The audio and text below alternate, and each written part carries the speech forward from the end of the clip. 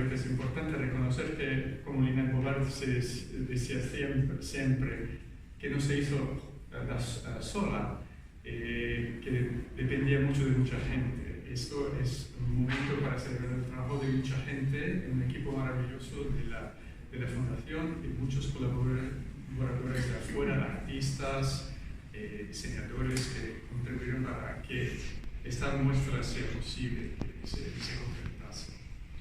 Estoy muy contento, fue realmente una increíble experiencia de trabajo.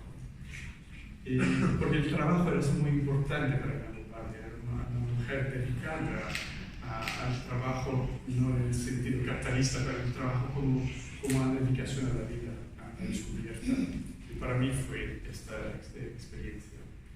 La muestra, como ven en el video, es no solo una muestra visual, pero es dos cosas. Es un documental, como es documental, porque Lina Bobardi consideraba que las obras de arte no eran obras auráticas, eran documentos.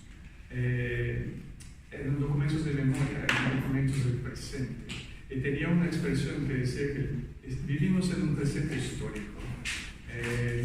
Para ella, los objetos del pasado están presentes en nuestra vida y hemos que hacer sentido en este ámbito. Espero que la exposición pueda hacer que pensemos en el presente también, no solo en documentos del pasado. No solo es un documental, es también una escenografía, porque Lina Bobardi, que era arquitecta, era una polímata y pensaba en las exposiciones en la arquitectura en una forma muy teatral. Para ella, las personas eran los protagonistas de la arquitectura, no los edificios o las imágenes. Por eso, esta exposición está dedicada como un espacio, un recorrido con intimidad y para que se experiencie, basada en la idea que el espacio es no geométrico, pero que es un espacio vivido. En ese sentido, muy fenomenológica, espero que sea la exposición. Intentaré hablar muy rápidamente de 3 puntos. Primero, ¿quién era Lina Bobardi? Que fue esta arquitecta que nació en Roma en 1914, se fue a Brasil en 1946, después de la guerra, acompañando a su marido, que era un crítico de arte galerista, que quería vender sus obras porque había en Europa un mercado de arte, todo estaba destruido, y había mucha potencialidad en América Latina, en Argentina y en Brasil, donde había muchos inmigrantes italianos que podrían ser coleccionadores.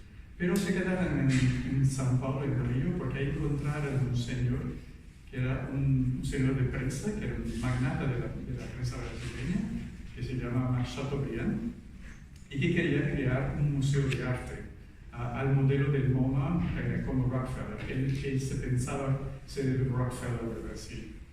Y invitó a Pietro Maria Bardi, que era el marido, y a Lina Bobardi para que creara este museo. Entonces inició su carrera en Italia como diseñadora gráfica, como escritora, como editora, como ilustradora, una arquitectura de papel, porque decía que había elegido la arquitectura cuando todo se destruía y nada se construía durante la guerra. Había bombas por todas partes en Milán, y se fue a Brasil y trabajó directamente con el Museo de Arte de São Paulo por menos 10 años y después se abrió su carrera más independientemente en los años 60. Pero es importante pensar que Lina Bobardi no era solo una arquitecta, era una polímata que utilizaba todos tipos de documentación creativa y creo que arriba de todo era una humanista que había salido de la guerra con ese sentimiento que Manfredo Tafuri, que es un historiador muy importante en Italia, que decía que es una generación que había salido de la guerra con mucha rabia y con mucha esperanza. Y creo que ese pensamiento, ese sentimiento lo llevó en Brasil y ahí encontró un mundo donde había mucha analogía cultural y social con la Italia donde había crecido, pero que estaba muy abierto y fértil para sus creaciones.